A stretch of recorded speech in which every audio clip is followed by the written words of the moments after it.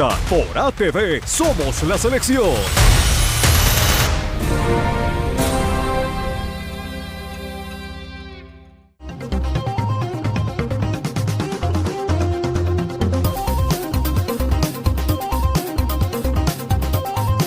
Hola, ¿cómo están? Muy buenas noches y bienvenidos a Día D. A ver, si Leslie de la Cruz Zabaleta se suicidó, como ha asegurado su mejor amiga, que fue quien la encontró colgada en el baño de su enamorado, y su madre, dijo su madre en la desesperación de verla y queriendo salvarla, la descuelga y la tiende en el piso, ¿cómo es que se explica que las marcas en el cuello del cable de la plancha no se condicen con la huella que debe dejar un ahorcamiento propiamente dicho?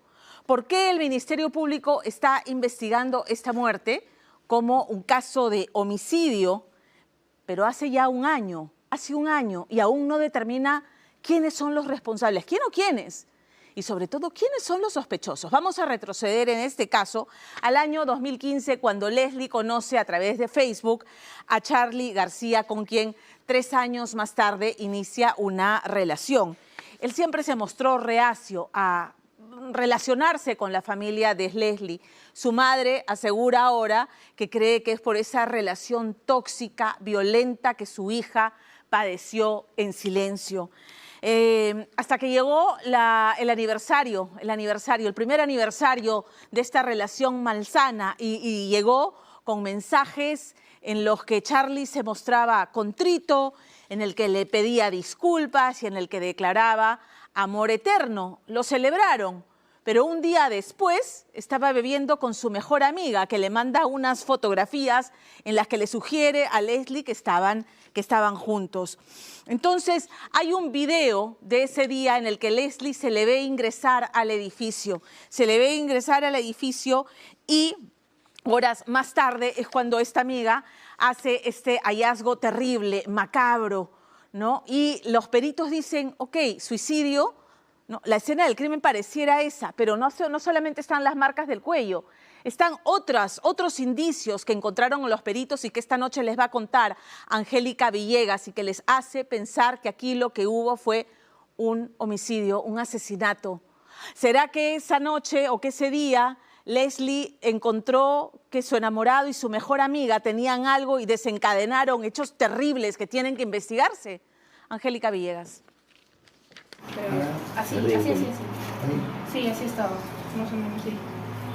Entonces mi vista venía al piso. Yo la vi ahí, le vi primero el hombro, por ende fue lo que toqué. Levanté un poco la mirada y mi vista llegó máximo aquí. Un cable de plancha es el instrumento en la muerte de una estudiante que ha dejado más preguntas que respuestas en una escalofriante escena. La mejor amiga de la víctima es la primera en encontrarla ahorcada con un cable de plancha en la puerta del baño de su pareja Charly García, con quien había forcejeado horas antes. Sin embargo, el relato de esa amiga está plagado de confusión y lagunas en las observaciones de la fiscalía, ya que la amiga vive en la misma casa de la pareja y la posibilidad de un triángulo amoroso convierte este caso en un enigma para los investigadores. Al inicio yo pensé que mi hija había pasado un accidente y que yo le iba a llevar a la mejor clínica y que mi hija se iba a sanar. Pero no pensaba que mi hija estaba muerta. Jamás me imaginé que mi hija iba a morir en ese cuarto aquel 5 de agosto. Los videos de un movimiento irregular alrededor de la muerte y las fotos de los golpes premortem resultarán claves para aclarar el móvil de esta historia, que comienza en el natural chimbote de Leila. Ella tenía 26 años, era la menor y única mujer en una familia de 3 hermanos. Sentía debilidad por los animales, pero más por sus parientes, irradiando alegría y jocosidad en cada registro, como en este, el video del cumpleaños de su hermano.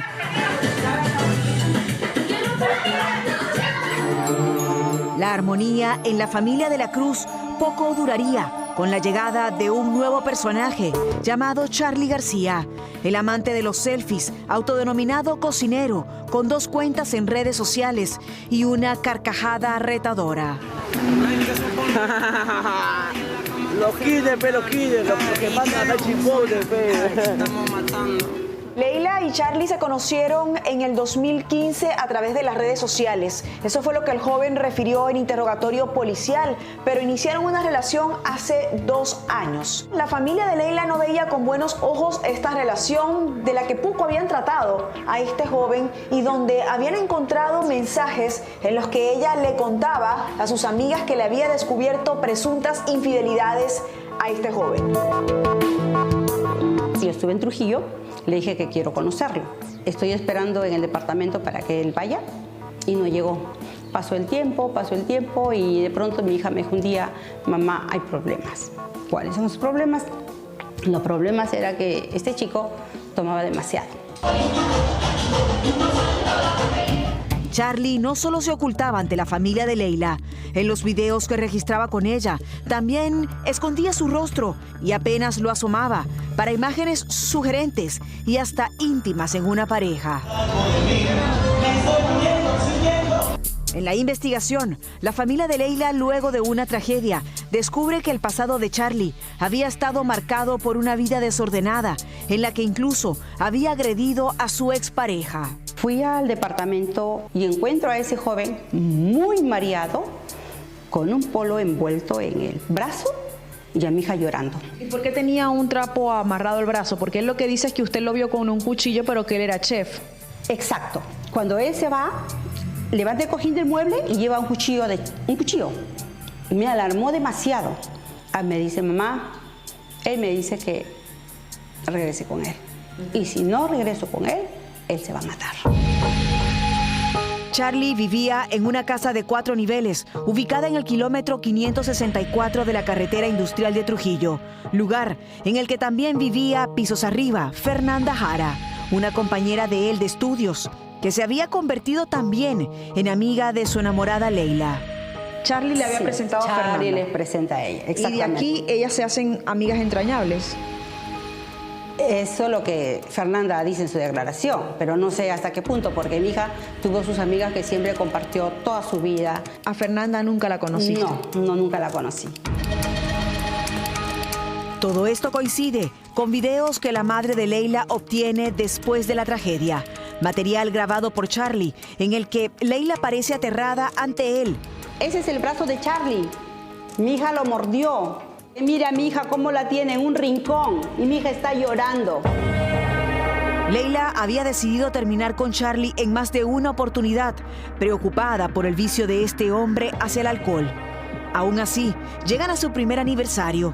Los corazones en las tarjetas son los protagonistas, entre románticos textos que escondían un verdadero infierno. Un corazón donde él le pide perdón.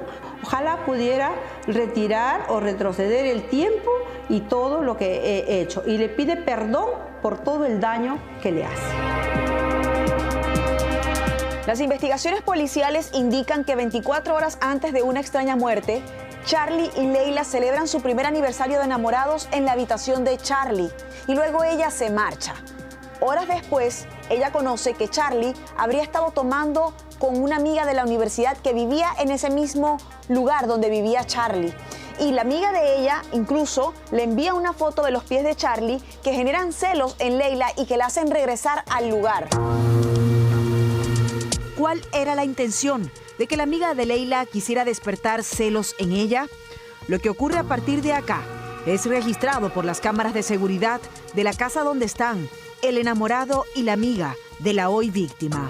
Aquí está cuando ella hace su ingreso aproximadamente a las 8:25 de la mañana. Ante la policía, Charlie refiere que luego de la reunión con Fernanda, regresa a su cuarto, duerme y al despertar encuentra a Leila en su cama. Produciéndose una agresión mutua entre ellos dos.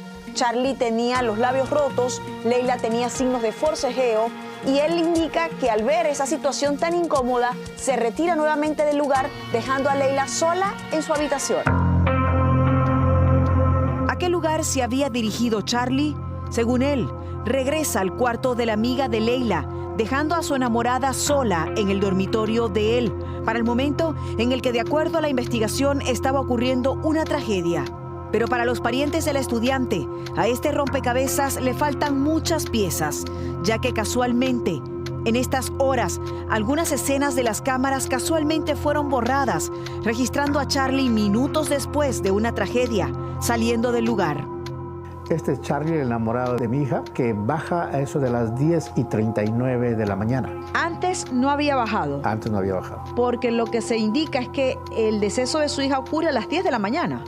Aproximadamente. ¿Dónde estaba él entonces antes? Eso quisiéramos saber que él nos pueda explicar. Me llama la atención, aquí tengo el mensaje del chat, del WhatsApp, que aquí hay una conversación de mi hija con Charlie a las 9:48. Dice, ojalá me muera. Y hay una foto que solamente se ve por una única vez. Es tu vida, Leila, le responde él. El detalle que Leila le escribiera a su pareja estando en el mismo lugar, pareciendo despedirse, no era lo único extraño en toda esta historia, según la denuncia. A los padres del estudiante les parecía extraño que su amiga Fernanda, luego de la tragedia, no reportara nada y fuera captada en cámaras con 2 teléfonos. Entre ellos, identifican el de la víctima, a quien llamaban para ese momento sin recibir respuesta. Nosotros identificamos que uno de los teléfonos es el teléfono de mi hija por el color de la carcasa. Mientras todo esto ocurre, Charlie indica que envía a Fernanda a su cuarto a buscar un cargador. Todo esto resulta contradictorio en la investigación que inicia el Ministerio Público. ¿A qué se debía la renuencia de Charlie por entrar a su cuarto? La amiga de Leila refiere que al ingresar al cuarto de este hombre, encuentra una dantesca escena, según lo que narra en esta reconstrucción. Y me llamó la atención el ver su pantalón, como toda la ropa más media doblada, horrible. Y empiezo a subir la mirada. Y ahí la vi, pues, o sea, no vi qué es lo que había enganchado arriba ni nada. Yo solamente vi el cable blanco tensado y la vi a ella. Y la vi a ella con la cabeza tal que así. Entonces ya me acerqué y le apreté un poco el hombro, no tanto, o sea, así, y ya no se sentía rígido. Entonces, como le digo, mi intención era tocarle el pulso. ¿Qué es lo que vio usted hacia arriba? Mi vista llegó hasta acá. No llegué a ver el marco, no llegué a ver nada de eso. De acuerdo a la versión policial de Charlie Adolfo García, el enamorado de Leila, ellos sostienen una discusión que se presta a forcejeos incluso horas antes de una extraña muerte. Y esos forcejeos se acreditan en las lesiones que presentan ambos en sus exámenes médicos legistas. Al parecer, habían peleado porque Charlie había tomado aquella noche y él se marcha de ese domicilio. Al menos es lo que él ha constatado ante la policía. Pero horas después, Leila habría sido encontrada justo en la puerta del baño del dormitorio de su enamorado, colgada con un cable de plancha. El baño, la puerta de donde mi hija supuestamente se mata, tenía 20 centímetros hacia arriba, 15, 20 centímetros de acá. Claro, como ese desnivel, pero acá en la puerta. Entonces, ¿cómo es que mi hija se va a matar en una puerta si tiene el desnivel de ese tamaño y mi hija es casi a mi altura? Lo que me llama la atención es que si mi hija muere ahorcada, no tenía una marca profunda. Nadie de los presentes reporta lo ocurrido a los parientes de Leila. Fernanda solo opta por llamar a su madre y a Charlie para pedirles ayuda. Y es quien desamarra la cuerda de la que estaba colgando Leila. La escena no era la escena original, de acuerdo a los familiares de la joven, por lo que les llamaban la atención las fotografías de cómo había sido encontrado el cuerpo al momento de llegar la policía, boca abajo, frente al baño y con el teléfono de ella detrás. Mi hija nunca llevaba el celular en el bolsillo. Si ella se había ahorcado, ¿cómo es que el celular no se le cayó? Porque siempre una persona que se ahorca, yo creo que va a hacer indicios de pataleo, qué sé yo. Si ya vieron que mi hija estaba muerta, ¿por qué se atrevieron a tocarlo? Eso me da mucho que pensar. La habrían asesinado según sus parientes, aunque el peritaje policial deslizaba la hipótesis del suicidio, citando un escrito que la víctima habría dejado en el dormitorio y presuntas heridas en sus muñecas. Para los deudos, las lesiones encontradas van más allá, así que decidieron congelar la imagen en este grupo de fotografías que le remitieron a la fiscalía, que investiga el caso como un homicidio. en la muñeca de mi hija, que se muestra que fuertemente la cogieron para inhabilitarla, para que no se pueda mover. Presentamos el resultado de la necropsia detallada a un médico legista, quien indicó que el cuerpo no registraría los signos precisos que acreditarían un suicidio. Cuando se encuentran una persona que está suspendida de manera incompleta, las características que se van a encontrar en el cuello, pues fácilmente nos permiten establecer la duda con respecto a si es una ahorcadura o una estrangulación. Llamamos a Charlie al número que figura en su declaración policial, pero una mujer nos indicó estar equivocados. ¿Aló? ¿Aló? Sí, ¿está Charlie? Equivocado. También contactamos a Fernanda, pero nunca nos respondió. Charlie no fue visto en el velorio de Leila y, de acuerdo a la investigación, tampoco ha mostrado mayor interés en el caso. Mi hija no se suicidó, a mi hija la mataron. ¿Qué ocurrió aquel trágico 5 de agosto en un dormitorio, cuyo caso se investiga como homicidio, pero sin mayores avances hasta la actualidad?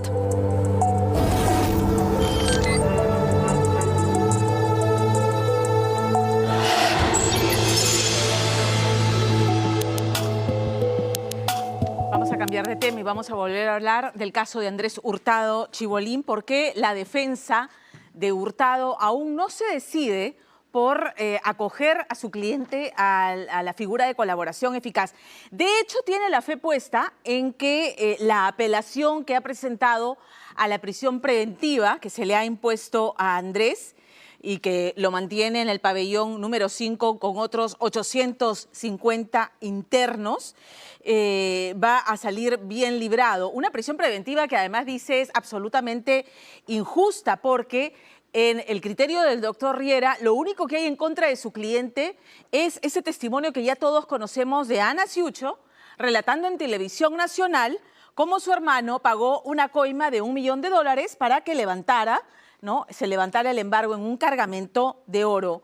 Lo cierto es que hoy Chibolín está preso, con, en teoría, solamente ese testimonio, en función de ese testimonio, mientras que los hermanos Ciucho, Ana e Iván, ya están fuera del país. No hay ningún impedimento para que lo hayan abandonado, pero están fuera del país. A ver, es el caso de Chibolín, que ahora lo tiene preso, que tiene a sus hijas hoy bajo la lupa de la DEA y del Ministerio Público aquí en el Perú, y que tiene a jueces y fiscales suspendidas y a muchos temblando con lo que pudiera declarar o delatar Chibolín. Empezó con ese testimonio de Ana Ciucho. Bueno, no, dice el abogado de 3 de los 7 personas que están siendo hoy procesadas y están bajo prisión preventiva por el supuesto secuestro o intento de secuestro de Iván Ciucho. Un intento de secuestro que no solamente denunció Iván Ciucho, sino sobre todo Marita Barreto. Están queriendo amedrentar, dijo, a mi testigo en el caso Huayquis en la Sombra, y ahí es donde se concentra Lorena Ormeño. Recordemos, pues, la denuncia de que llegaron a su departamento estas personas y quisieron secuestrarlo y le robaron el celular. Bueno, la policía ha concluido que ahí no hubo ningún plagio frustrado, que ahí más bien lo que hubo, y esto es lo que usted va a ver esta noche en detalle, es una tentativa de robo, un delito contra el patrimonio en grado de tentativa, porque según la policía, en esa reunión, en ese departamento con Iván Ciucho, se estaba haciendo una transacción con oro ilegal.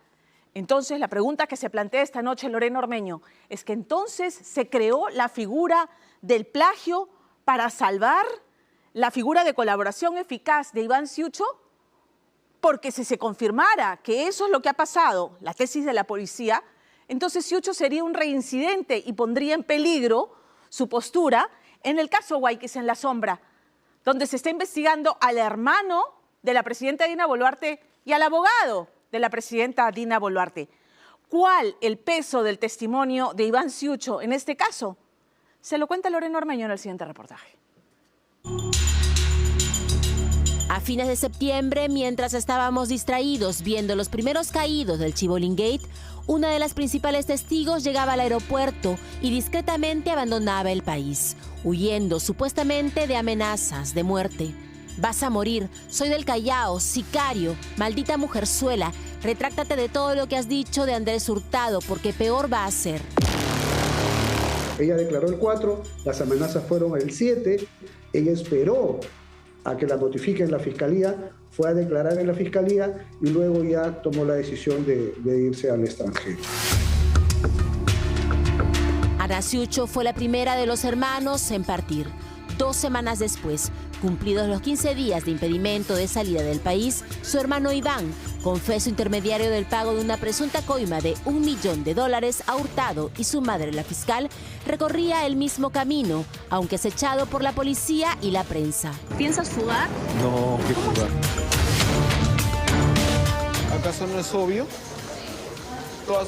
Todas sus mentiras ya se le están cayendo. Obviamente, está huyendo. O sea, ¿qué otra explicación tiene? Lo que tenemos concretamente es un mensaje sin corroborar, la declaración de la señora y que está de viaje, que es finalmente la testigo principal de este caso con su hermano. Las 2 personas están de viaje, paseando por el mundo y mi patrocinado en la cárcel en el pabellón 5 con 850 internos. No es justo. No hay dónde dormir. Yo no puedo dormir con nadie. O sea, tienen que ustedes pensar en el estatus de cada persona. Tráeme el dormitorio de mi casa ahorita. Hoy Hurtado no duerme en una cama bañada en oro, sino en un colchón sobre el suelo y tiene 850 roomies, mientras su situación legal se sigue enredando. Ya con el dinero me comuniqué con el señor Andrés Hurtado para entregárselo en su domicilio. Fueron 500.000 en una bolsa de papel de regalo, que en el interior tenía una bolsa negra. Otro que desfiló ante Fiscalía fue Edison El Oreja Flores, para explicar el misterio del traspaso a Chibolín de su BMW, que apareció abandonado en un mercado. Orejitas llegó a Fiscalía sin ser visto, tal como su esposa Ana Ciucho salió del país. Pero este complicado caso, que para algunos termina en este aeropuerto con la partida de 2 testigos principales, no inició con Ana Ciucho confesando en televisión que sus hermanos habrían cometido delito.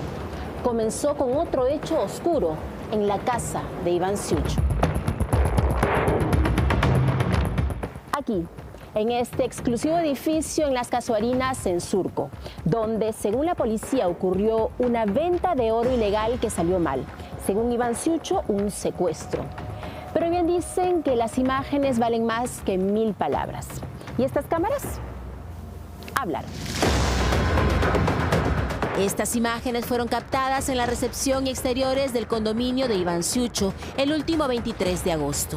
Ese día llegó a esa misma puerta la entonces coordinadora del equipo de fiscales contra la corrupción en el poder, Marita Barreto. Ha sido un secuestro, se lo han llevado en un carro secuestrado para luego amenazarlo y luego tirarlo en una calle. ¿Y casos son relativas al caso de los Guayquis o se refiere al proceso de lavado de activos que llevan los hermanos? No, al caso donde él es testigo protegido. Y es que Francisco Iván Ciucho Neira era su testigo en los Guayquis en la sombra, cuyo principal implicado es el hermano de la jefa de Estado. Ciucho era investigado por lavado de activos por la presunta venta de oro ilegal y tenía como abogado a Mateo Castañeda, el mismo que luego asumiría la defensa de Dina Boluarte. Fue así que durante un allanamiento por el caso de los Guayquis, el abogado Castañeda no habría podido explicar la procedencia de 15.000 soles hallados en su oficina. Fue así que dijo que le pertenecían a Iván Ciucho, quien inicialmente aceptó asumir que esos 15.000 soles eran de su parte. Pero luego se arrepintió y se presentó ante la fiscal Barreto como colaborador, con este video como prueba. Bueno, entonces, pero le dije también lo que yo le había firmado el recibo, lo que yo le había firmado el recibo de los 15.000 soles y que yo no tenía cómo sustentar eso, ¿no? Mira, Iván, no es bueno que hablemos por teléfono. Ya. Cítame y lo conversamos. Ya, pues, doctor. Por este comprometedor video, Ciucho ya era colaborador en Eficop el 23 de agosto, cuando estos hombres llegaron a su condominio y tras anunciarse los hizo subir. Según Juan Varillas, abogado de 3 de los 7 detenidos, era una reunión pactada.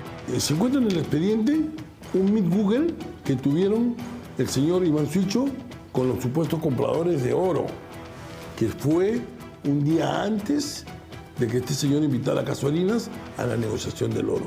En esa reunión, él muestra el oro y a él le muestran la plata. Ahí estaban vendiendo el oro. No es cierto que se estaba alquilando maquinaria pesada, maquinaria para minería. Eso es falso. Estas son las fotografías de la reunión virtual el día anterior. Aparece Suicho e imágenes del mineral. Sin embargo, él negó vender oro ilegal y denunció que fingieron alquilarle maquinaria pesada y en su departamento le apuntaron con un arma para silenciarlo en el caso Los Guayquis y le quitaron su celular. Patrocinados no fueron mandados ni por la presidenta ni por ningún político. Ellos fueron a dar seguridad a unos supuestos empresarios.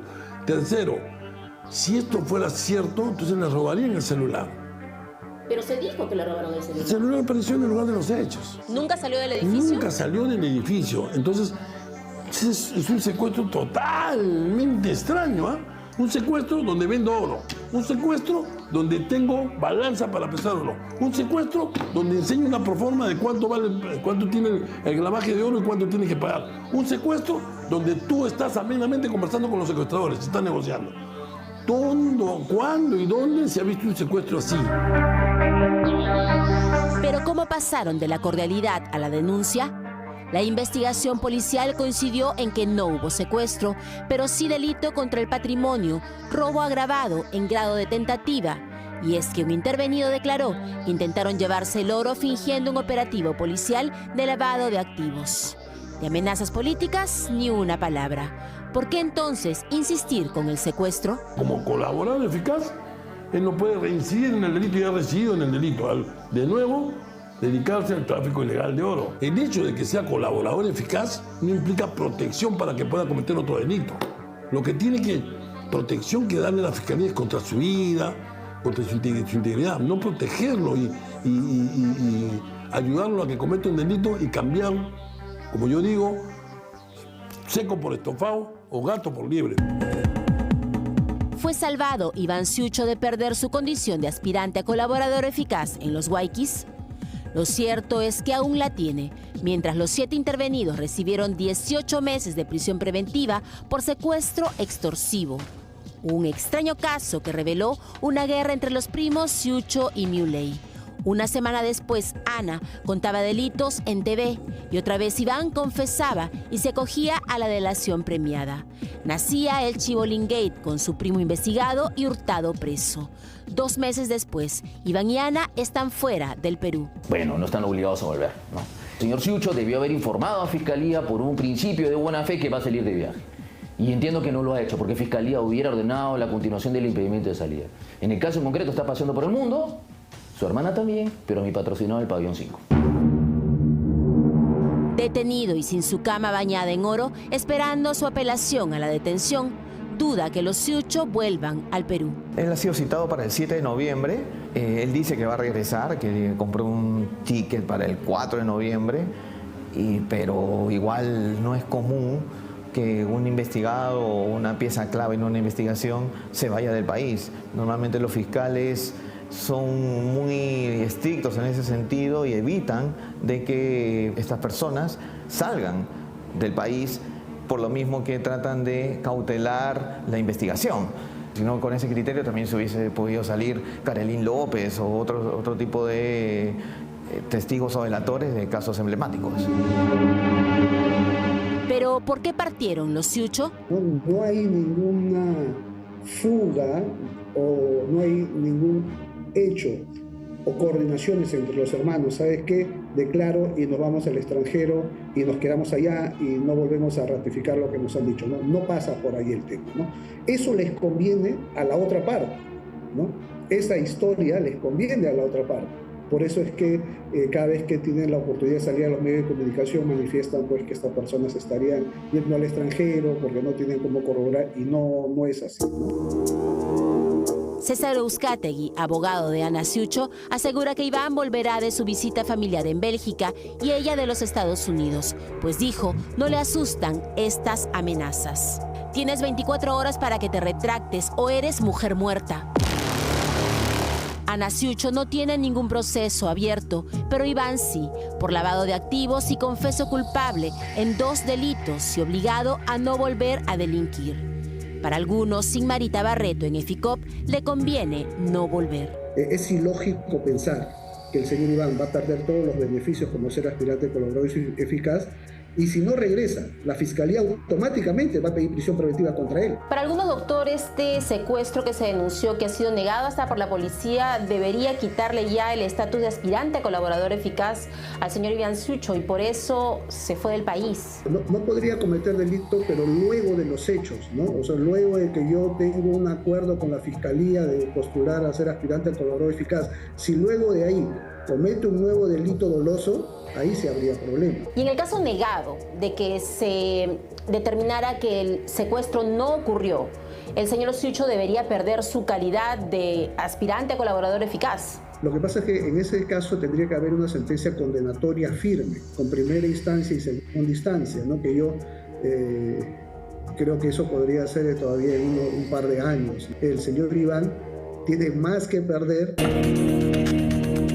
Un juego de ajedrez que los Ciucho parecen manejar.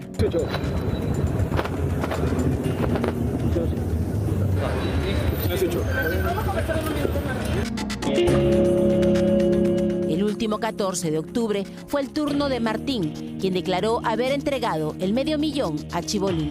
Eran 50 fajos de $10,000 con denominación de $100. Lo llevé en ese momento donde vivía el señor Hurtado. Me lo recibió su asistente, conocido como Eduardo. Pero con los Ciucho en Perú, ¿o no? El Chibolín Gate tomó vida propia con nuevos y múltiples delitos por investigar. Esta semana llegó a Los Ángeles y alcanzó a Yosetti Hurtado. ¿Y cómo te sientes con lo que le está pasando a tu papá actualmente? Imagínate, no les contestan los programas de televisión de allá, te va a contestar a ti. Sí, por eso. ¿Y los $10,000 que dice que te han depositado a tu cuenta? Sí, imagínate. No es feo. ¿Te cuentan los que la gente quiere saber también? ¿Cómo te voy a dar a ti? Imagínate.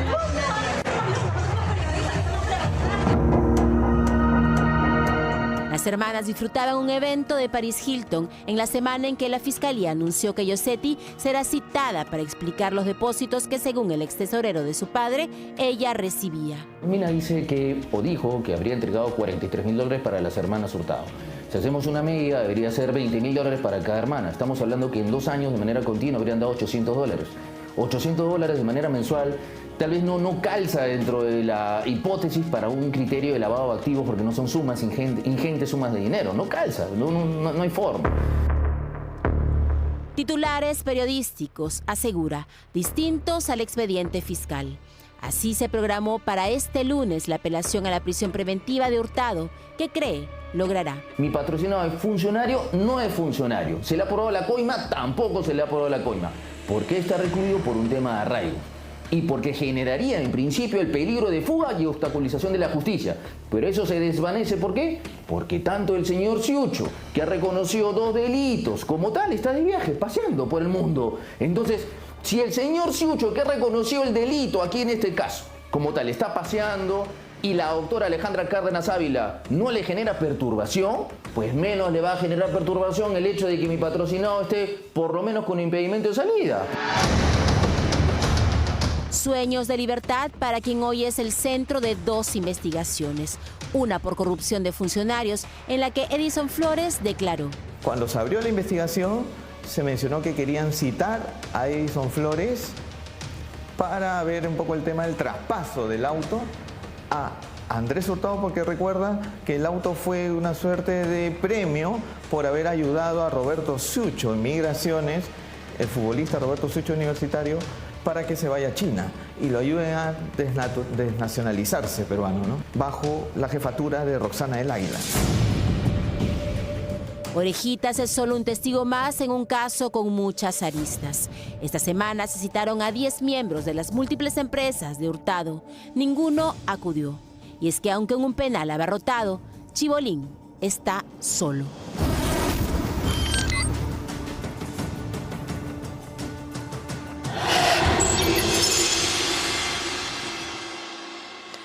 Vamos a cambiar de tema y vamos a hablar de la situación que está atravesando Alex Hidalgo. Si usted no lo conoce, Alex Hidalgo es el director de esta película peruana Vaguito, que con más falencias que aciertos, y él mismo lo admite, logró llevar a los cines a casi 1 millón de espectadores, que es un hito para producciones cinematográficas peruanas. Un fenómeno que se logró porque muchos animalistas habían entendido, defensores de los animales habían entendido, porque esa es la versión que circulaba en redes, que toda la taquilla iba a ser donada a un albergue donde se recogen perritos abandonados, porque consideran que de otro modo no hubiera podido producirse este fenómeno, ¿no? Que ocurrió con la película que narra la historia de un perrito que se para en la playa esperando a que llegue su amo, que es un pescador que nunca regresó. En fin, esa es la historia. Pero vamos al tema de fondo. Alex Hidalgo, en esta polémica de que la taquilla no llegó a ese lugar, a ese albergue, terminó en medio de esta polémica, acusado en redes sociales de ser un estafador, de haberse quedado con el dinero, y no solamente eso, sino además en la mira de los extorsionadores, porque ahora está recibiendo amenazas de muerte, ¿no? Diciéndole, oye, lleva la plata al albergue, ¿no? Con palabras más gruesas, por supuesto. Y entró en una crisis emocional que terminó llorando en un programa tratando de explicar el compromiso que asumió y cómo es que sí ha cumplido. Lo que hace Percy Guzmán esta noche es tratar de aclarar esta situación, porque efectivamente hubo un compromiso verbal con Norma Cama, que es la propietaria de este refugio en Punta Negra, donde tiene 20 perritos abandonados que ella cuida, alimenta y se sostiene efectivamente con donaciones. Entonces, Percy Guzmán es lo que trata de entender cuál fue el acuerdo y finalmente si se honró ese acuerdo verbal que tuvo con el director Alex Hidalgo, que hoy vive aterrado con las amenazas que recibe, y trata de finalmente ponerle punto final a toda la polémica, mostrando en blanco y negro los ingresos, cómo se repartieron y cuánto finalmente se le donó a este albergue. Percy Guzmán. Así que te crees muy vivo, no sano con... Ahora te va a tocar pagar 100.000 soles o te mueres. Soy Alex Hidalgo, director de la película Vaguito, y estoy siendo amenazado y extorsionado. ¿Por qué el director de la película Vaguito es extorsionado? Tengo mucha carga emotiva porque ha sido un esfuerzo terrible lo de ser vaguito. ¿Cuáles son los motivos para que Alex Hidalgo reciba intimidantes amenazas? Ratero te burlas de los peruanos. Ya sabemos dónde paras, hijo del hijo de p***. La gente me ha dicho desde malnacido, ratero, rata, estafador, hasta amenazas de muerte que he recibido, ¿no? Como estas que tengo acá. Y todo por hacer un proyecto, creo yo, que más bien fomenta el amor por las mascotas. Todo empezó el 18 de abril pasado, cuando se estrenó a nivel nacional la película Vaguito, Te esperaré en la orilla. Historia inspirada en un perrito que hoy vive en Punta Negra y está al cuidado de la activista Norma Cama. Esta es una historia que me la contaron en Pucusana. Nos han dicho de que su dueño, ¿no? Obviamente entró en una lancha con otros pescadores y bueno, él ya no llegó a salir, no regresó. Vaguito es un perrito que estuvo paseándose por diferentes playas del sur y siempre su constante desesperación es cuando él ve un bote y ve a un pescador. Si él ve a un pescador, él se va a lanzar, va a querer entrar al mar, va a querer trepar al bote por la desesperación de querer ver al pescador. Yo pienso que es lo que quedó en su cerebro de Vaguito, es que obviamente él vio partir a su amo, pero ya nunca lo vio regresar, por eso que él sigue esperando. En marzo de 2022, esta tierna historia que dio la vuelta al mundo llamó la atención del director de cine Alex Hidalgo, quien fue hasta Punta Negra a buscar a Vaguito, y es aquí donde conoció a la animalista y rescatista Norma Cama, del refugio Vaguitos de Cuatro Patas. ¿Cómo es su día? ¿Cómo empieza mi día? Sí. Ay, terrible. Bueno, llego y desde que llego ya empiezo a luchar con ellos porque todos se me tiran encima y tengo que correr porque dinamitas y orines y todo, y como es pequeño pues obviamente tengo que empezar a limpiar, a recoger, a barrer, a baldear, y de ahí empezar a recoger las colchas, lavar las colchas. Mientras estoy lavando las colchas estoy preparando la comida, les doy su primera comida, que es en la mañana, croquetas con paté, y luego me pongo a recoger todos los platos, le dejo todos los platos limpios para ya su comida de la noche.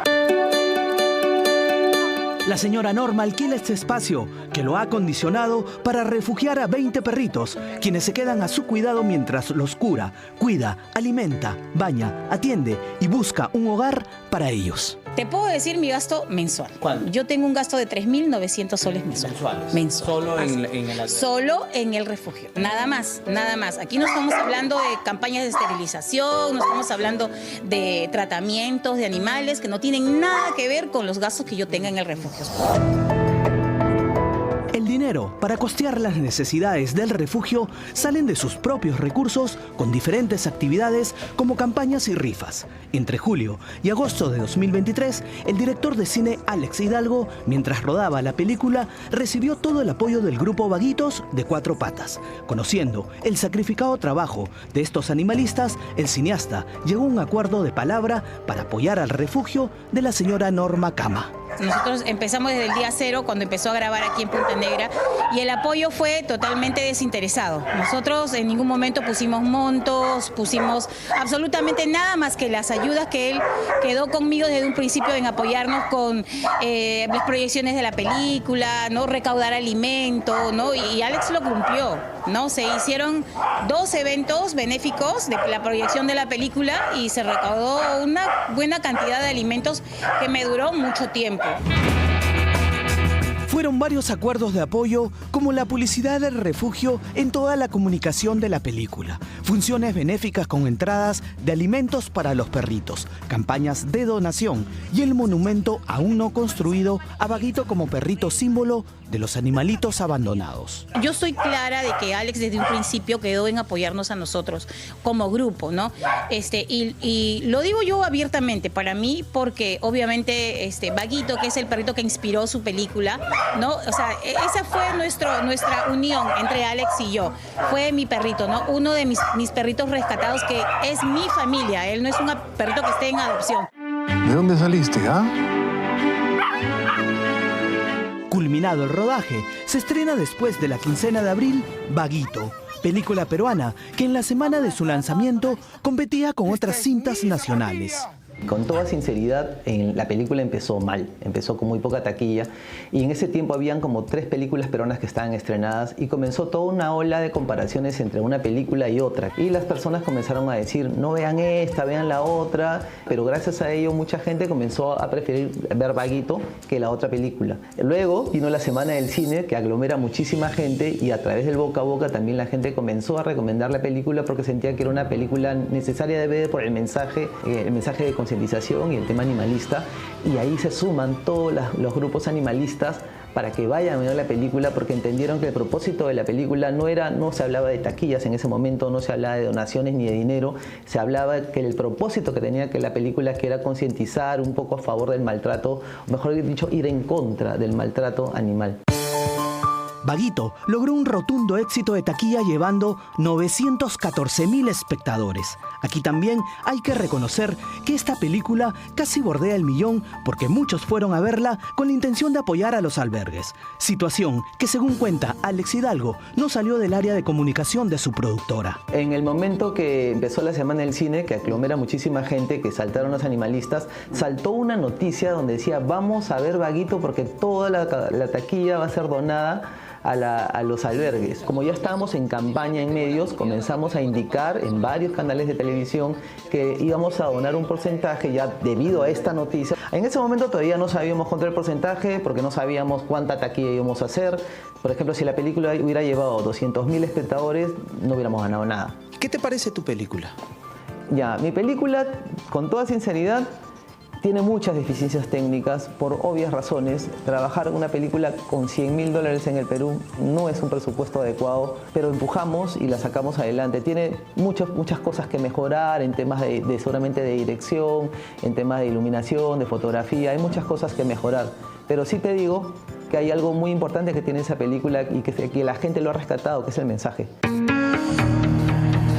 Cuando la cinta salió de cartelera el miércoles 5 de julio, según Alex Hidalgo, él, junto a los 3 inversionistas de la película, ya habían decidido un mes y medio atrás acordar la donación del 5% de la ganancia de la taquilla a la señora Norma Cama del grupo de animalistas Vaguitos de Cuatro Patas. El 24 de agosto se firma un contrato con la señora Normita, donde yo le hago la entrega del monto. Y esto ha sido hace mucho tiempo atrás, antes de que pase todo este malentendido con este programa. El 24 de agosto. El 24 de agosto. Lo tienes registrado, creo, tienes video, tenemos tienes contrato, tenemos video, tenemos voucher, tenemos todo. Sin que se haya hecho público la entrega de la donación, con el pasar del tiempo se comenzó a cuestionar especialmente en redes sociales dónde quedaron las donaciones de la productora.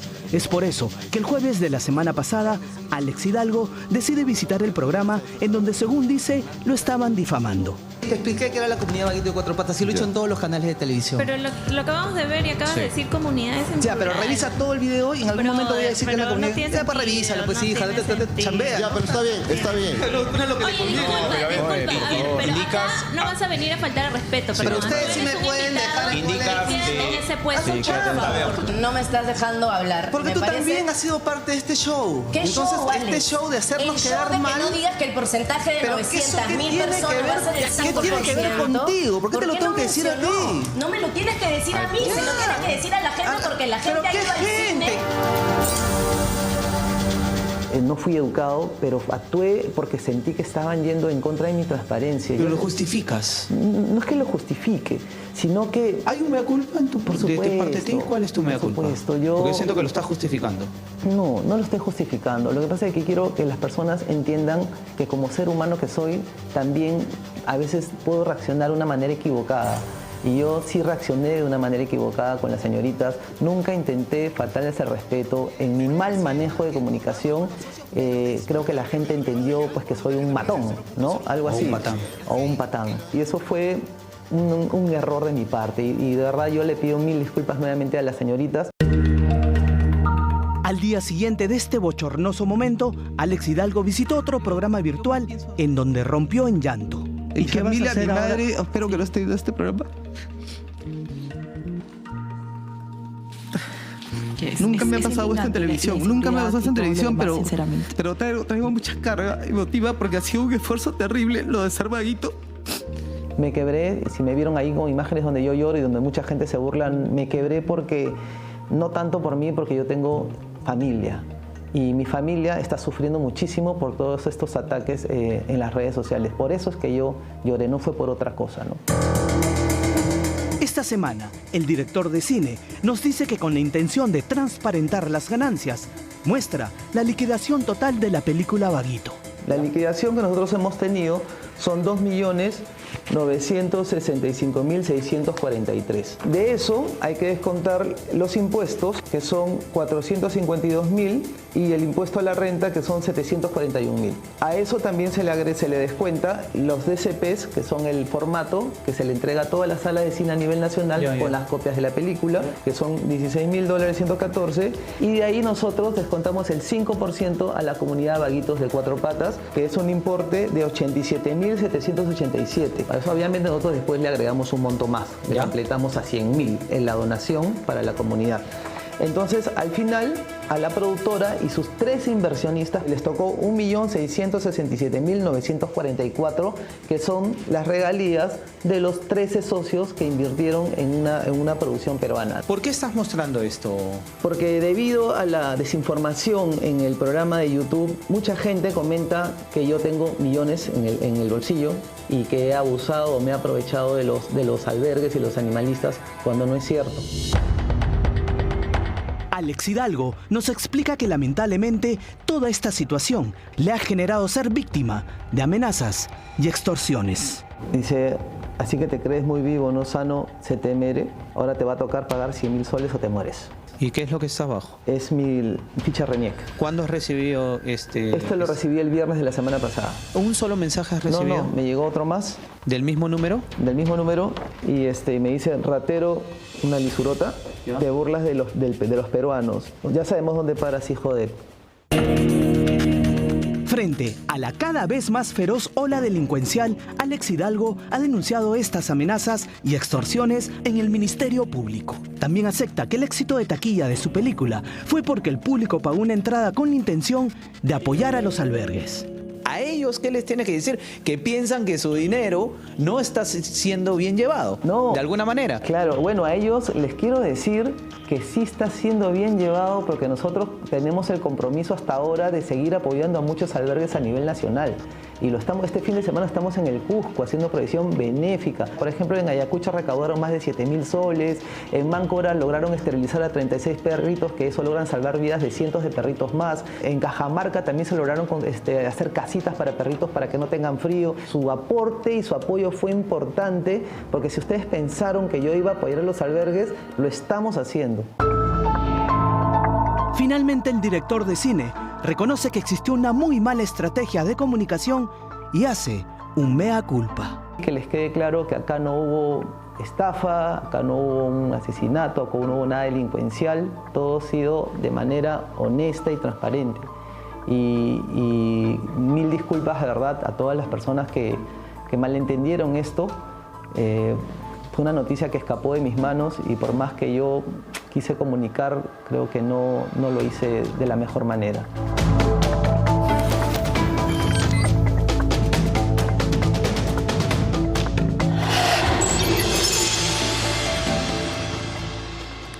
El programa viene potente al volver de la pausa porque Bruno Pacheco, sí, el secretario del despacho presidencial en la era Castillo, rompe su silencio y asegura que teme por su vida, que de hecho, mientras estuvo antes de pasar a la clandestinidad, lejos de recibir apoyo, como se especulaba, dice él, desde Palacio de Gobierno, más bien experimentó, y lo va a contar esta noche en Día D, la hazaña de quienes querían eliminarlo. ¿Quiénes y por qué? Eso es lo que dice.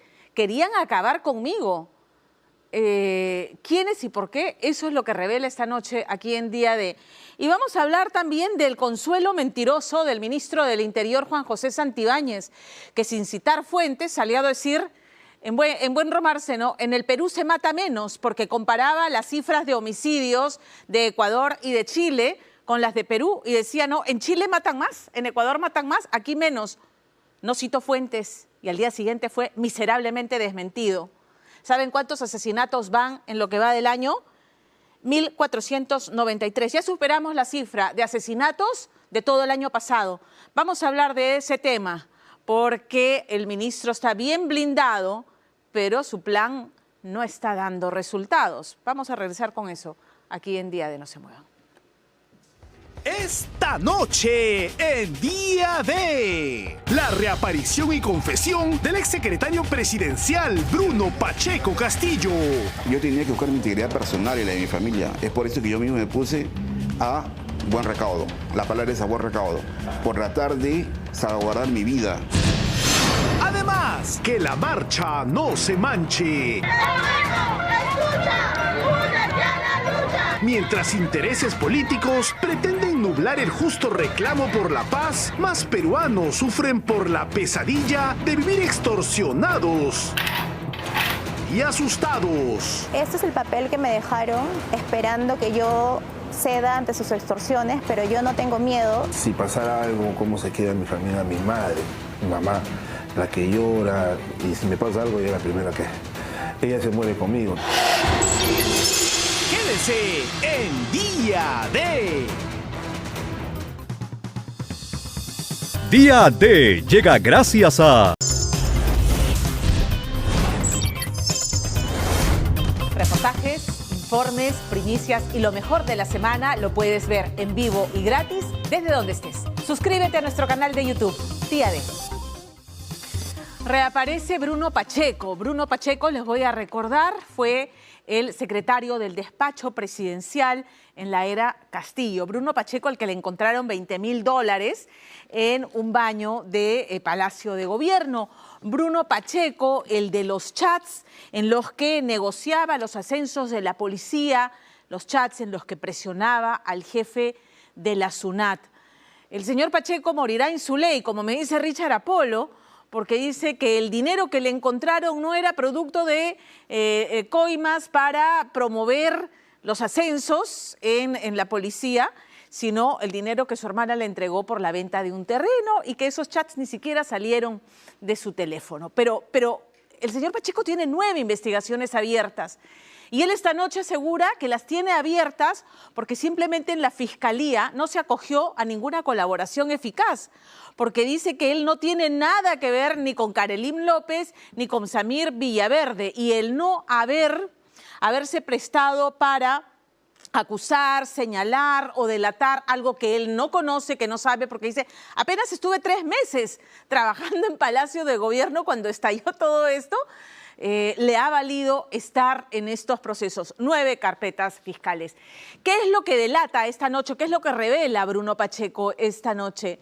Habla de las intenciones de Samir Villaverde de querer llegar a como dé lugar al entorno de Pedro Castillo, y que más bien él dice, yo fui la piedra en el zapato de él y de muchos que querían llegar al despacho presidencial. Pero Villaverde encontró el camino alternativo, ¿no? Coqueteando con los sobrinos, y esa historia ustedes la conocen, con los sobrinos a los que les dio relojes, ropa, departamento, chofer, camionetas, carros. Así llegó, así se las arregló para llegar al entorno. De Karelim López, ¿qué es lo que dice? ¿Qué es lo que señala, además de esos otros personajes que quisieron llegar al entorno del expresidente hoy preso? El paso a la clandestinidad, hay un dato revelador, porque ¿qué es lo que lo decidió finalmente pasar a la clandestinidad? Y él niega que haya recibido algún tipo de apoyo de Palacio de Gobierno para mantenerse oculto. Más bien, ese hecho que esta noche narra, en el que su vida estuvo en peligro, él asegura que alguien desde el entorno de la más alta investidura enviaron para sacarlo del camino. ¿Quién y por qué? Richard Apolo.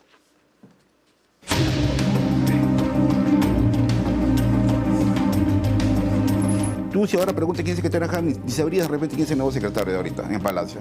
Pero en ese momento el secretario general era una persona que tenía poder, que era yo, porque tenía la confianza del presidente.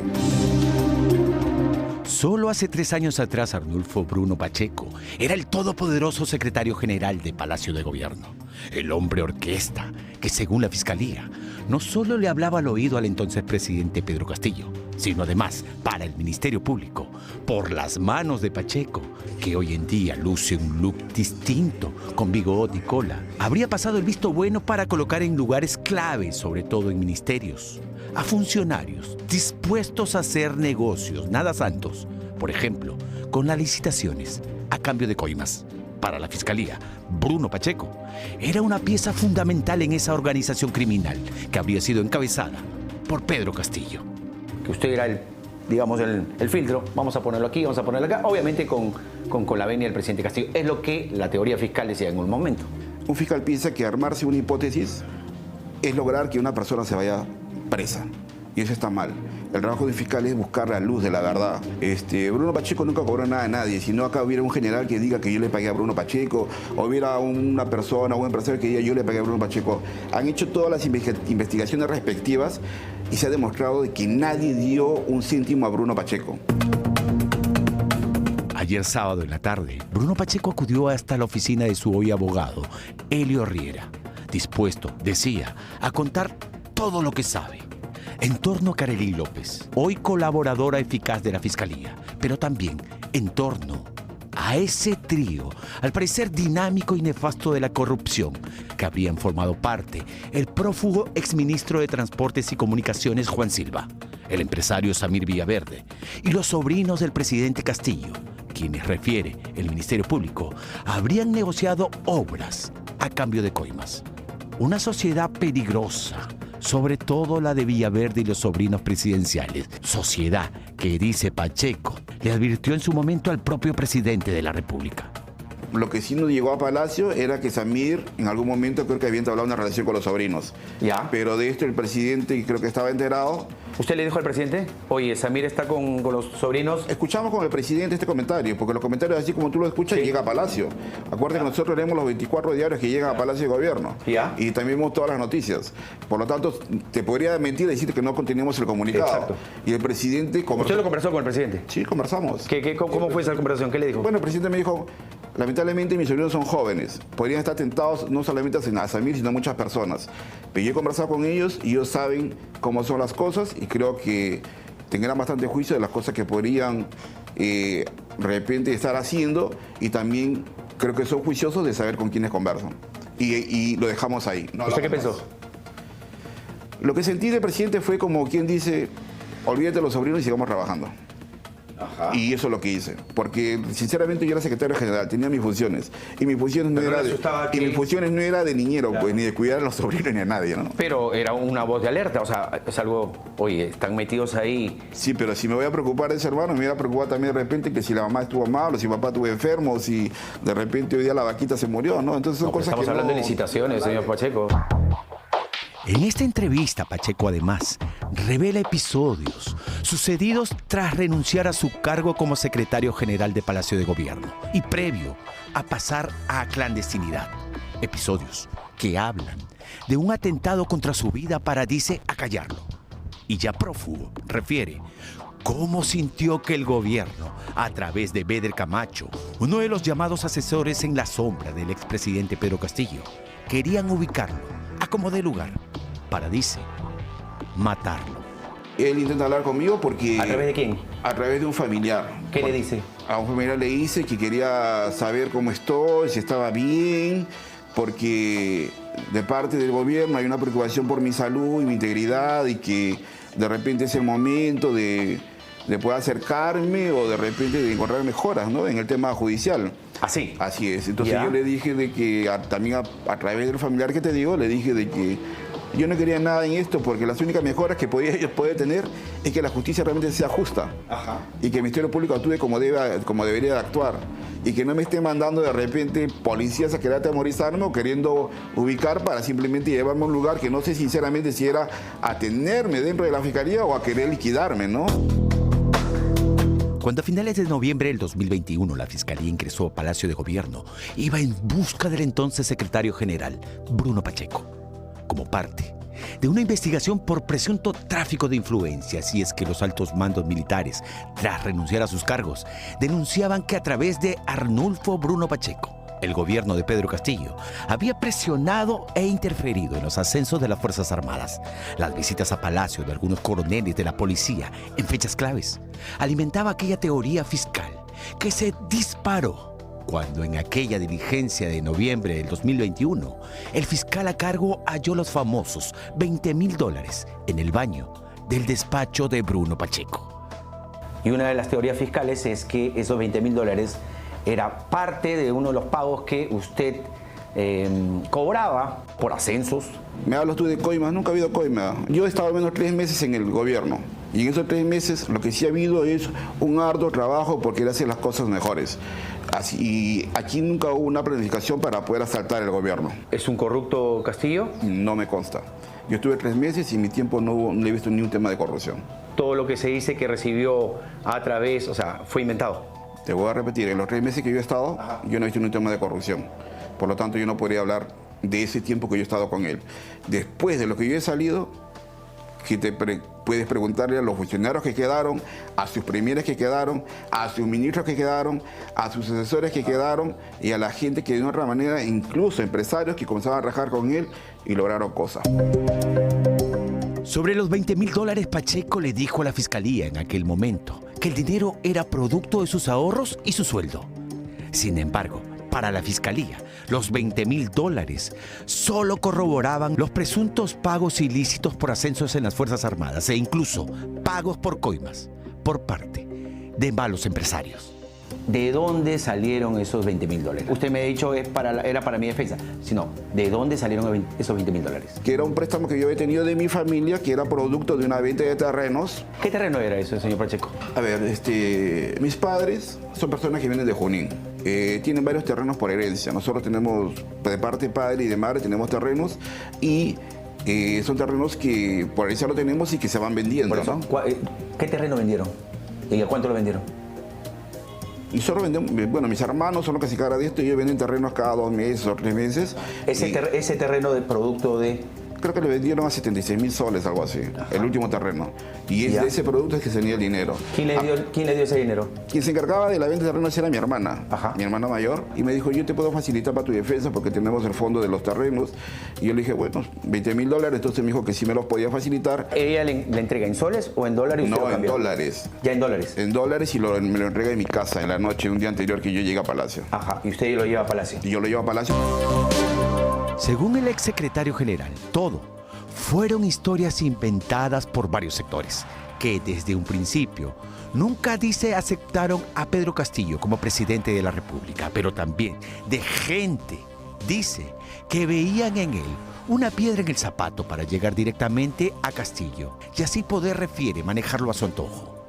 En ese segundo grupo, cuenta, estaba Vladimir Cerrón, hoy prófugo de la justicia. Yo soy profesor. No soy de Perú Libre, en primer lugar. No era militante de Perú Libre. ¿Quién era el que quería así, o sea, puentearlo usted? Me parece la estructura política, de repente Perú Libre por un lado. ¿Cerrón? Literalmente, señor Cerrón, no puedo precisar porque no me consta, pero la estructura política de Perú Libre en ese tiempo tú te das cuenta que quería de una otra manera alinearse o querer dejar claro de que Perú Libre era el gobierno y el gobierno no era Perú Libre, pues. El gobierno era el presidente Castillo. Ahora, Cerrón en un momento, usted sintió que él quería, valga la redundancia, hacerle sentir a Castillo que estaba por él. Claro que sí. ¿Usted conversó eso con Castillo? ¿Qué decía él? Sí, el presidente en algún momento me indicó de que si le correspondía algo al partido, como tú lo sabes, porque es la estructura política de todo el gobierno. Ajá. ¿No? Por ese lado es que el presidente respetaba también la estructura del señor Cerrón. Tras permanecer 4 meses en clandestinidad, hoy Bruno Pacheco dice, afronta 9 procesos judiciales en su contra que, según refiere, no tienen sustento legal y sí mucho de represalia fiscal. Por no validar, entre comillas, afirma, todas las hipótesis que el Ministerio Público tenía en base, refiere, a dichos de gente que sí han cometido delitos, como Karelin López o Samir Villaverde, que ahora, según Pacheco, como supuestos colaboradores eficaces, han inventado cosas inverosímiles, tratando de culparlo de infinidad de delitos supuestamente cometidos conjuntamente con el expresidente Pedro Castillo. Cuando yo llego a la fiscalía tenía ya toda una historia escrita. Tenía más de 10 folios armados. Y lo único que quería era que yo solamente diga si es cierto y que diga más cosas. Te comento una cosa, ¿no? ¿Cómo cuáles, por ejemplo? Cuando yo llego, por ejemplo, por primera vez a la fiscalía, lo que me dicen es, muy bien, señor Pacheco, lo tenemos, que risas, abrazos y todo lo demás. Díganos dónde están los 15 millones del presidente Castillo. Y yo le digo, ¿qué? ¿Qué locura me está preguntando usted, señora fiscal? ¿De qué 15 millones me habla usted? Si yo no sé nada sobre el presidente Castillo. Yo estoy 3 meses con el presidente y nunca he visto que el presidente reciba una cantidad de dinero. ¿Qué le dijo el presidente? Lo que pasa es que tú no quieres colaborar. Yo he venido, señora, a colaborar con la verdad que yo conozco. No a afirmar verdades que ustedes están creando. Según Pacheco, la Fiscalía, una vez que él se puso a derecho, ha ido filtrando información tendenciosa en las que supuestamente él habría corroborado pagos ilícitos hechos al presidente Pedro Castillo como parte de una supuesta colaboración eficaz. Colaboración eficaz que Pacheco niega. Ahorita yo tengo ya 2 acusaciones judiciales. Entonces, si fuera un colaborador, ¿qué colaborador tiene pues una acusación ya en el Poder Judicial? ¿Qué más? Con eso te estoy demostrando que yo no soy colaborador. No, ya me quedó claro que no es colaborador. Así es. ¿Es aspirante a colaborador? No. Tampoco, porque también tendría, si es aspirante, finalmente tendría que convertirse en colaborador y aceptar delitos. ¿Usted acepta algún delito? No. Y te digo algo más. Para yo ser colaborador, ¿no crees que debería estar sin ninguna pena? O sea, voy a ser colaborador para irme preso. En un momento la Fiscalía dice, Bruno Pacheco ha dicho que es testigo de que Juan Silva le pagó al presidente Castillo por alguna coima de obra, que él es testigo. Mira, ¿usted ha dicho alguna vez eso? Rotundamente te vuelvo a decir y te aclaro que niego totalmente lo que me estás diciendo. Nunca lo he dicho. ¿Y de dónde sale eso entonces? Te vuelvo a repetir de que creo que lamentablemente, con todo respeto, hay periodistas que dejan que la Fiscalía libere algunas cosas, creo, para poder liberarla y para poder, creo, buscar la controversia en ese momento, ¿no? Volviendo al tiempo en el que se mantuvo prófugo de la justicia, Pacheco no solo niega que haya tenido ayuda por parte del gobierno de Pedro Castillo para esconderse, sino además cuenta, en su momento, creyó que el gobierno de Pedro Castillo estaba interesado en encontrarlo para eliminarlo, pues antes de dictarse una prisión preventiva en su contra, recibió, dice, una advertencia acompañada de una paliza. En febrero del año 2022 atentaron contra mi vida. Salí de mi casa, vacié una cuarta, era aproximadamente 9 de la noche me parece, y se paró un carro y bajaron, me dieron una paliza que de la nada. ¿Le dijeron algo? ¿Le dijeron algo? Sí, me dijeron de que como quieras hablar algo, como quieras decir algo, te va a ir mal y tantas cosas más. Y a partir de eso yo me puse ya buen recaudo, antes de que incluso tenga yo prisión preventiva. ¿Pero nunca denunció eso usted? No, porque pero si en ese tiempo el Poder Judicial, la policía y todo lo demás está a cargo del gobierno. Yo pensaba que incluso hasta que el gobierno me quería liquidar. Y sus miedos, dice, se acrecentaron cuando, estando en clandestinidad y tras grabar un video afirmando que estaba dispuesto a decir toda su verdad ante la fiscalía, Beder Camacho, dice, lo contactó para enviarle un mensaje que Bruno Pacheco tomó más bien como una amenaza de muerte. Él se contacta conmigo y me dice que esté tranquilo, que las cosas están avanzando, que el Poder Judicial va a actuar como debe ser, que no tenga miedo, que las cosas van a estar bien. ¿Y usted dijo? Yo le digo, mira, a ver, no creo. Yo no quería nada en esto porque las únicas mejoras que puede tener es que la justicia realmente sea justa. Y que el Ministerio Público actúe como debería de actuar. Y que no me esté mandando de repente policías a querer atemorizarme o queriendo ubicar para simplemente llevarme a un lugar que no sé sinceramente si era a tenerme dentro de la fiscalía o a querer liquidarme, ¿no? Ahora, el señor Bruno Pacheco me dice, no cree mucho en la justicia, que teme ir a la cárcel. Bueno, es también lógicamente una reacción que se genera por la cantidad de procesos que se han generado. El mismo hecho ha generado diversas carpetas fiscales, enriquecimiento ilícito, lavado de activos, tráfico de influencias. Evidentemente cualquier justiciable no encontraría pues una paridad con respecto al momento que se pueda resolver un caso. Sin embargo, al día de hoy hemos presentado ya las oposiciones respectivas y estamos a la espera de que se pueda llevar a cabo esta audiencia donde vamos a demostrar que el señor Pacheco no tiene nada que ver. Hoy con Pedro Castillo preso y su entorno, algunos de ellos fugados y otros procesados, Bruno Pacheco defiende lo que considera su verdad en medio de varios procesos judiciales que podrían llevarlo a la cárcel.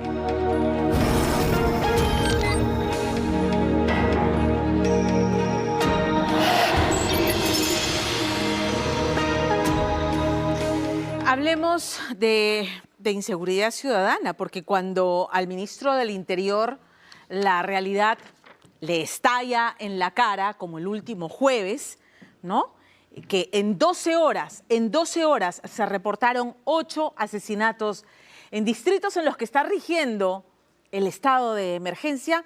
Bueno, pues recurre a esa realidad paralela creada por él mismo, donde, no cito fuentes, pero dijo, en Ecuador, en Chile, hay más asesinatos de los que ocurren aquí en el Perú. Los índices de criminalidad son más altos. Y una vez más, así como con el número 2 de Sendero Luminoso, que la policía había capturado y que fue una rotunda mentira porque nos mintieron en la cara, bueno, a las pocas horas nuevamente el ministro del Interior, Juan José Santibáñez, fue miserablemente desmentido, ¿no?, en su intención de querer maquillar la ineficacia de los planes de su sector para frenar la ola de la delincuencia organizada. Las cosas como son. Amanecimos el jueves 24 de octubre con el asesinato de una madre y sus 2 hijos ahí en Ate. Desconocidos ingresan a su casa y sueltan una ráfaga de disparos. La nieta fue testigo de este triple homicidio. Un poco más tarde, el cuerpo de un hombre no identificado fue encontrado en Salamanca. En Ceres, 2 hombres fueron asesinados dentro de una cevichería por sicarios que viajaban en una moto, zurrándose, y me perdonarán por el término, pero literalmente zurrándose en la norma municipal que prohíbe que 2 pasajeros viajen en una motocicleta, ¿no? Y finalmente en Villa María del Triunfo, un conductor fue asesinado y otro resultó herido por 2 sujetos que también viajaban en una motocicleta. La macabra cuenta de ese día no acabó ahí. Más tarde por la noche, un hombre fue asesinado a balazos luego de resistirse al robo de su camioneta. Pero entonces, para el ministro del Interior es un consuelo mentiroso, hay que decirlo, que en el Perú se mata menos que en Ecuador y que en Chile, ¿no es cierto? Razón suficiente, además, ¿no?, con esas cifras de las que, como les dije, no citó fuente, para que la presidenta Dina Boluarte y el premier, el doctor Adrián Sen, salieran a blindarlo, a asegurar que no hay cambio de gabinete, pese además a la palabra comprometida del ministro, de que si sus planes no funcionaban, él renunciaba, ponía su cargo a disposición. Lo cierto es que insisten en las mismas fórmulas fallidas, el estado de emergencia, no salen con nuevas ideas como no van 2 pasajeros en una moto lineal y la delincuencia se burla en sus caras, o por ejemplo el tema, con toda la buena intención que hay, de la Central 111. La Defensoría del Pueblo hizo una visita a la famosa Central 111 que debería ser muy eficiente para atender a las víctimas de extorsión y encontraron un rosario de deficiencias. Así estamos respecto a inseguridad ciudadana. Romina Rossi. Este es el papel que me dejaron bajo la puerta de mi casa, esperando que yo ceda ante sus extorsiones, pero yo no tengo miedo. A escasas semanas de que arranque la temporada de verano y que estas playas se llenen de gente, la marea parece haber traído más de un peligro. Olas de inseguridad que empiezan a golpear a los empresarios de Punta Hermosa.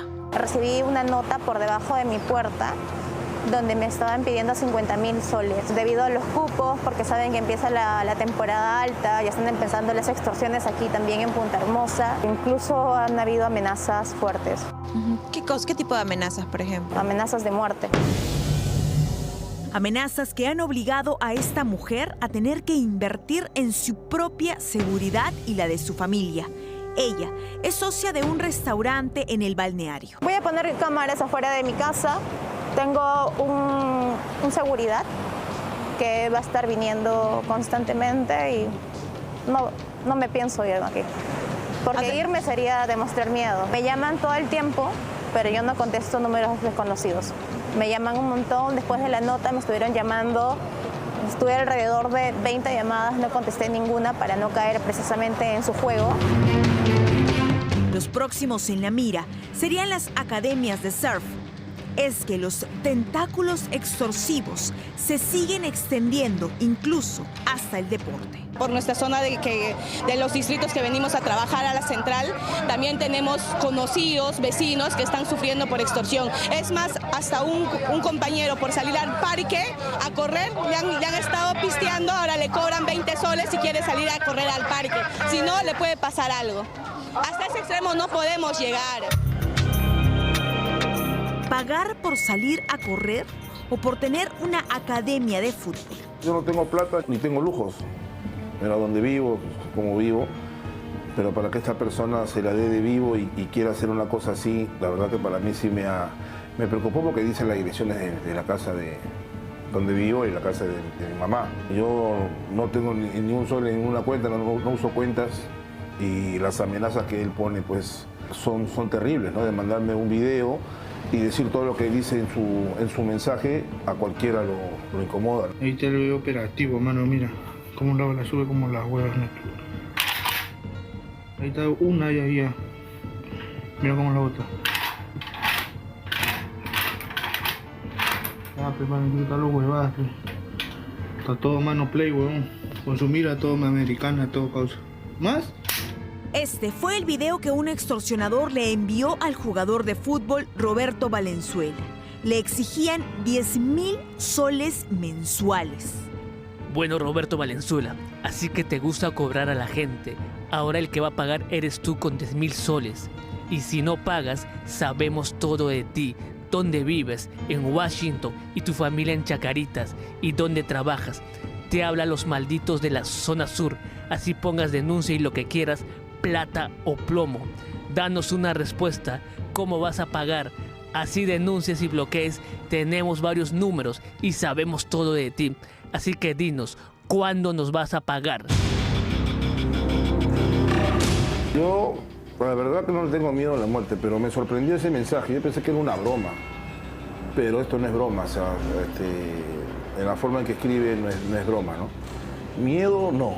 Soy chalaco, somos, siempre vamos de frente. Mi padre ha sido respetado, pero ¿con qué intención? O sea, digo, mi mamá, que es la que llora, mi esposa, y eso sí me molesta, ¿no?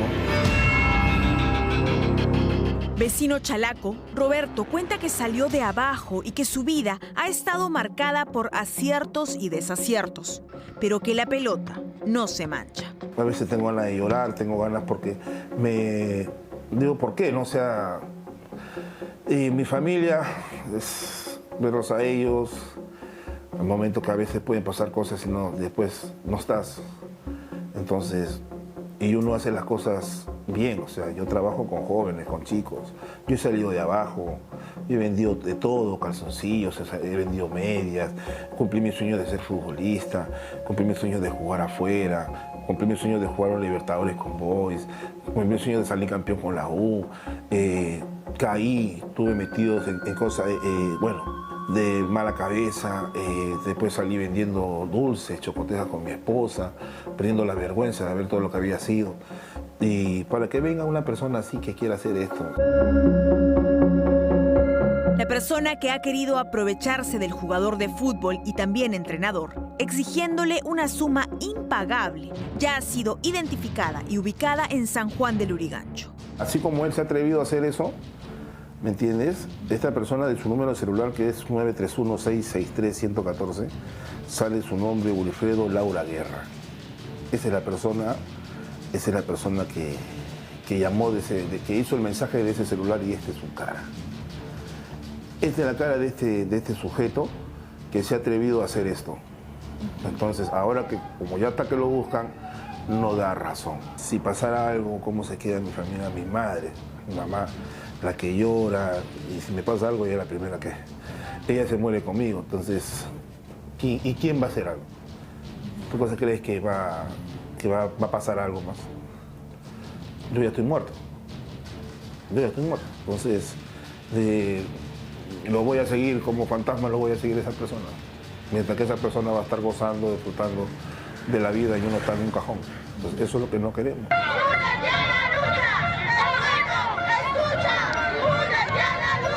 Fue por este pedido de no más muertos, de leyes que protejan realmente al ciudadano, de que de una vez se tomen acciones contra la delincuencia, que este miércoles las calles se volvieron a llenar de empresarios, comerciantes, ambulantes y vecinos, hartos de la inseguridad.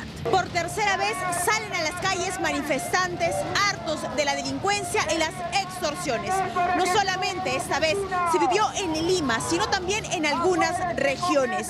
¿Qué ha dicho la presidenta Boluarte? Que esta manifestación es solamente ecos de odio. Hoy, que varias hermanas y hermanos acatan una paralización, nos solidarizamos con su preocupación. No hagamos eco del odio o la división, hagamos eco de la unidad. Unidad fue lo que se vio en la protesta. Miles de personas que marcharon por varios kilómetros de la Panamericana Norte, exigiendo seguridad. Venimos del mercado de Dulanto, Callao. Estamos en contra de la extorsión, del sicariato. A nosotros todavía no nos ha tocado, pero estamos apoyando a esta gente que ya ha sido extorsionada. Cuéntame, ¿de dónde vienen ustedes? Somos del Frente Ambulante de Lima. Se sabe que a nivel nacional han matado ambulantes y bueno, por no pagar 5 soles o 10 soles, ya la vida no vale nada. Pedimos que se vaya Dina y todo el Congreso corrupto. ¿De dónde vienen?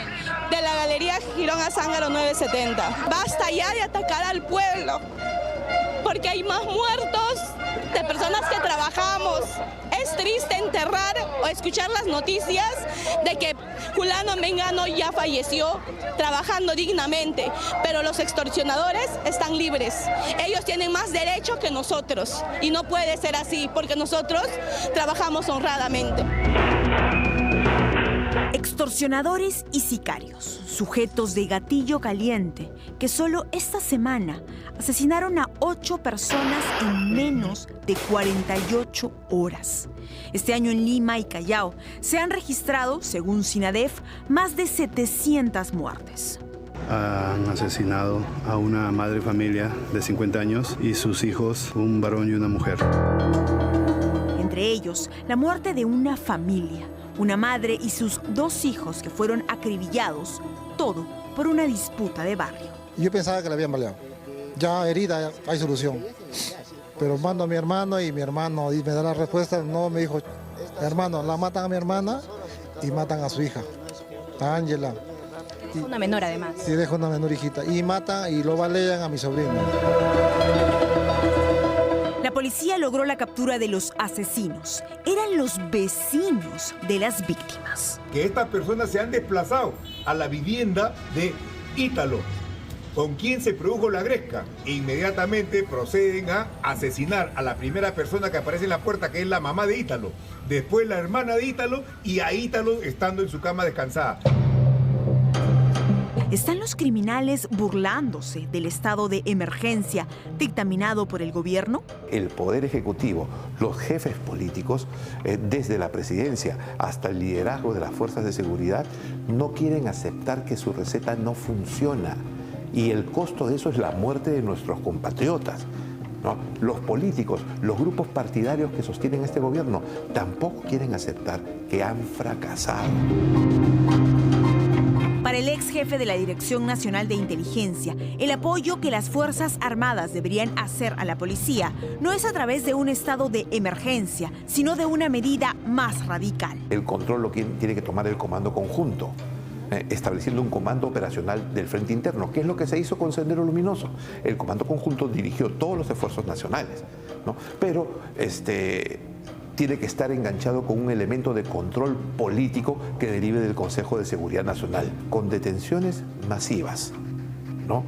Cárceles, centros de detención temporales, juicios sumarios, jueces sin rostro. Se va a dar el espacio de tranquilidad inmediato. La idea es sectorizar el territorio nacional e ingresar a estos espacios para ir liberando las zonas de la delincuencia en una acción militar policial. Tener, además, una acción coordinada también con el Ministerio Público y el Poder Judicial para que delincuentes no sean liberados. Como ocurrió en el caso de este comerciante al que le dispararon. Le robaron 400.000 soles y ahora teme que sus asaltantes vuelvan por él tras haber quedado libres. La policía hizo su trabajo, capturaron a los 5 y los soltaron a 3 y realmente durante un año de pruebas contundentes que nosotros tenemos, todo el año ha sido de nosotros, todo ha sido positivo y ellos no presentaron ni una prueba. Que venga este fiscal de la noche a la mañana, venga y lo suelte a los señores, no es justo. Pues tenemos miedo y ahora estamos mi familia y pidiendo garantías de mi vida, porque si cualquier cosa que suceda, ellos no van a ser responsables del caso. Hace un año, el 22 de octubre del 2023, a este hombre una van y un par de motorizados lo siguieron desde el mercado mayorista de Santa Anita, donde tiene un puesto, hasta su vivienda.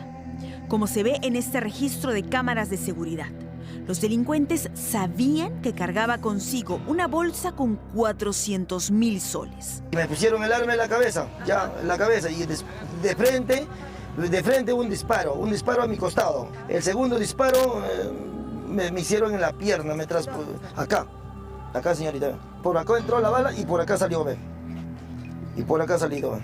Cuando me rompieron la cabeza yo me empapé de sangre, ahí me hicieron el segundo disparo a matarme. Luego que se llevan el dinero y se fugan. Sí, se fugan ya, se agarraron en la moto y se agarraron, se montaron todos en la moto y los minimanes estaban esperando afuera.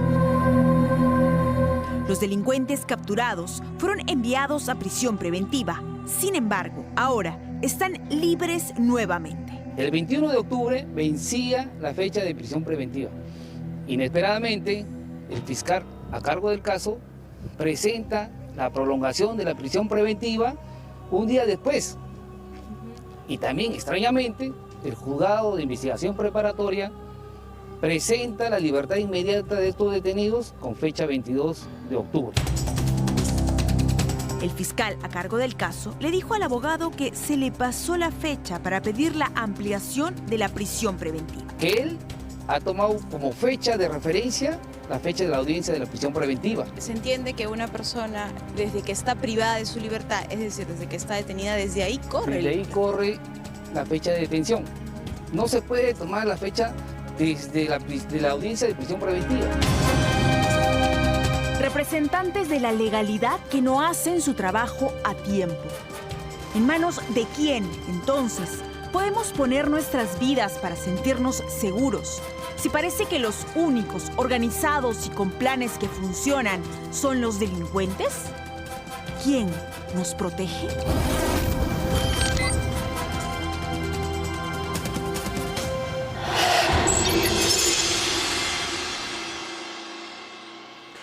La situación es crítica y parece que el Ejecutivo insiste en querer maquillar o negar la realidad. El ministro del Interior salió a citar públicamente, como dije, sin hacer referencia a las fuentes de que en el Perú se mata menos, ¿no? Y daba como ejemplo lo que ocurre en Chile y en Ecuador. Muy bien, Ecuador efectivamente está atravesando una situación absolutamente crítica y desbocada. Este se perfila como el segundo año más violento en ese país. Se van registrando 4.239 víctimas mortales de temas de criminalidad. Sin embargo, el gobierno ha anunciado que ha disminuido en un 17% respecto al año anterior. Estas son cifras oficiales de Ecuador. En tanto, en Chile hasta el 14 de octubre se han reportado 721 homicidios y esta es una cifra que ha dado el prefecto general Hugo Heger, subdirector de la investigación policial y criminalística, información que ha publicado Infobae. Esas son las cifras oficiales con las que el ministro del Interior ha querido comparar al Perú. Vamos ahora a la realidad del Perú, a esa que yo me refiero, nos estalla en la cara. Ahí está, casos de homicidios por año. En el 2018 fueron 911 casos. En el 2022, 1.516. En el 2024 estamos acercándonos hasta octubre a la cifra de todo el año 2022, 1.493 asesinatos. Esta noche nada más, esta noche acaba de ocurrir un crimen en La Victoria, un empresario ha sido asesinado de 8 balazos. Esa es la realidad. La realidad es que están incrementándose exponencialmente los casos de sicariato y de asesinatos y parece nada pararlos. Ninguna de las medidas que el gobierno anuncia con bombos y platillos, que el estado de emergencia, que lo de las motos lineales, que la central... Nada, no dan pie con bola, como dije la semana pasada, como quedando palazos de abogado. Más bien tenemos un gobierno que se parapeta, ya lo dije, en la mentira y en la arrogancia. Insisten en atacar a la prensa, insisten en enfrentarse con otras instituciones que deberían sumarse a salidas inteligentes, pensadas, articuladas en contra de la delincuencia. ¿A qué me refiero, por ejemplo, a esa conferencia de prensa que ha dado la presidenta Aníbal Boluarte después de 100 días de silencio absoluto? Una conferencia áspera en la que se mostró una presidenta a la defensiva, corrigiendo a los periodistas, no permitiendo la repregunta, no acotando sus respuestas y no permitiendo que hubiera una repregunta. Pero sobre todo, la soberbia de una presidenta que cuando le dicen, señora, una encuesta de CPI dice que el 93,2% de los peruanos cree que el gobierno ha fracasado en su lucha contra la criminalidad organizada, la presidenta responde, me preocuparía si esas cifras estuvieran acompañadas con el tema del crecimiento económico. Y punto seguido dice, nosotros trabajamos en todo el Perú y lo que recibimos es el cariño con el que nos reciben. Eso contradicen los números, negándose a la realidad. La presidenta Dina Boluarte puede viajar al sur del Perú, no puede. La presidenta... Uno de los últimos viajes que hizo a la zona del sur fue a Arequipa, donde, y lo criticamos duramente aquí, fue físicamente agredida. La presidenta no se puede más mover más allá de Lima, porque sabe como le pasa a los congresistas, como le pasa al premier, como le pasa a los ministros, van a ser abucheados porque su desaprobación es rampante o su aprobación está casi que dentro del margen de error. Pero además se enfrenta permanentemente, como lo está haciendo los ministros y también el Congreso, como en un coro concertado, al Ministerio Público, al que ha acusado de ser la mesa de partes de alguna prensa. ¿A qué se refiere? ¿No? Que recoge noticias criminales que se levantan en algunos medios, haciendo referencia a las investigaciones periodísticas que le enrostran a la presidenta Dina Boluarte los casos de corrupción que aparentemente la alcanzan. No está solamente ella siendo investigada, está siendo investigada su hermano, está siendo investigada su abogado, pero ahí está la actitud de soberbia y acusando al Ministerio Público, al que deberían sumar, como dije, a una bien pensada estrategia desde todos los ángulos en contra de la criminalidad organizada, más bien acusándola de ser cómplice de actos irregulares. Y vamos dando palazos de abogado. Las cifras hablan por sí solas. Mantendrán al ministro del Interior en el puesto, que dijo, si no funciona, renuncio. Bueno, la presidenta respondió también sobre eso y dijo, generaría estabilidad estar cambiando permanentemente de ministros. Un ministro cuestionado y un ministro mentiroso. Pero yo digo, si la presidenta mintió a todo el país hablando del tema de los Rolex y las joyas y no pasó nada, ¿por qué su ministro no podría mentir flagrantemente? ¿Nos ven a todos las caras de estúpidos? Vamos a hacer una pausa y vamos a regresar para hablar de esto que ha ocurrido y que se ha viralizado en redes sociales. Este atentado que ha sufrido Evo Morales, el expresidente boliviano, más de 14 balazos al vehículo en el que él viajaba. Salvó de milagro, del que se está informando y discutiendo a nivel mundial, porque él ha denunciado que esta mañana, cuando se desplazaba hacia su programa de radio en la ciudad de Cochabamba, en el centro del país, el vehículo en el que viajaba fue atacado y que recibió 14 impactos de bala. Alcanzó a su chofer e incluso dicen que una de las balas casi que le rozó la cabeza, ¿no? Evo Morales acusa de esto que tilda como un atentado, acusa y responsabiliza directamente al presidente boliviano Luis Arce, al ministro de Gobierno Eduardo del Castillo y al ministro de Defensa Edmundo Novillo.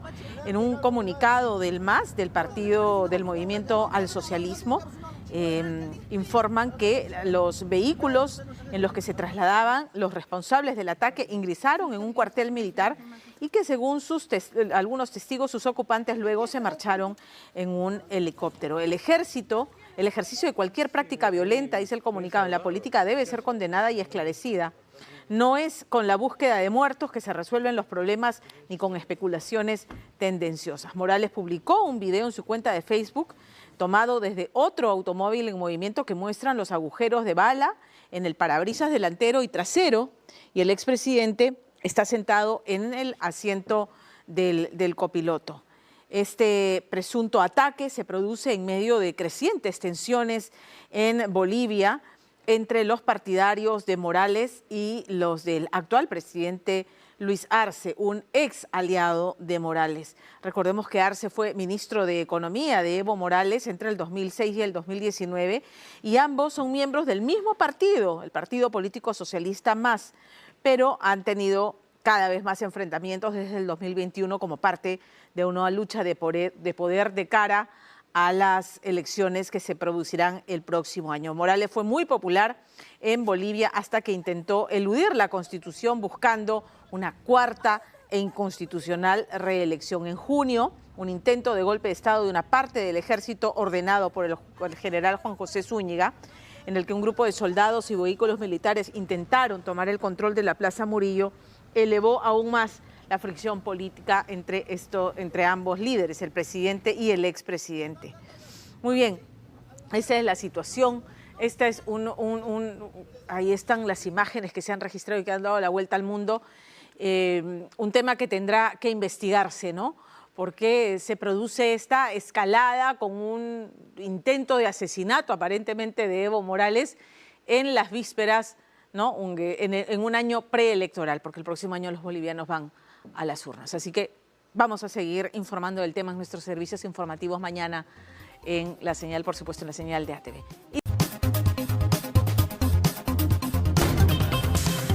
Nos vemos el próximo domingo a las 9:55 de la noche. Gracias por su sintonía. Chao.